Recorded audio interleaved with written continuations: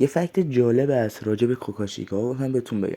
کاکاشی و ایتاچی دو شخصیت محبوب انیمه ناروتو هستن و خب داخلش هیچ شکی نیست و چیز عجیبی هم نیست. سوزش تلخی که کاکاشی و ایتاچی داشتن خب خیلی تاثیرگذار. از طرفی کاکاشی که داخل بچگی و نوجوانیش همه دوستانش رو از دست میده، حتی استادش و به غیر از پدرش، و از طرفی هم ایتاچی که داخل نوجوانیش کل خاندانش رو قتل عام میکنه و تش به دست برادرش ساسکه میمیره. خب این دو عامل به تنهایی باعث این میشه که یه کاراکتر داخل انیمه خیلی محبوب بشه. ولی 100% خیلی از محبوبیت ایتاچی به خاطر اون مرگ خفن و با افتخارشه که جلوی ساسکه داشت. خب 100% همچین فایتی و همچین مرگ خفنی باعث میشه یه کاراکتر خیلی محبوب بشه. خب همینطور که گفتم ایتاچی خیلی از محبوبیتش رو به خاطر مرگش داره.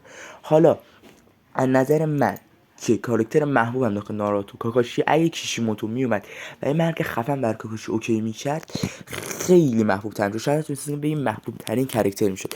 خب خیلی آقا ناراحت کننده است که کاکاشی به اون خفنی داخل بوروتو میاد چارینگانش از دست میده. همین ضعیف شدن کاراکتر خیلی تاثیر داره روی محبوبیت. به نظر من اگه داخلم شیپودن کاکاشی میمرد خیلی بالاتر میشد.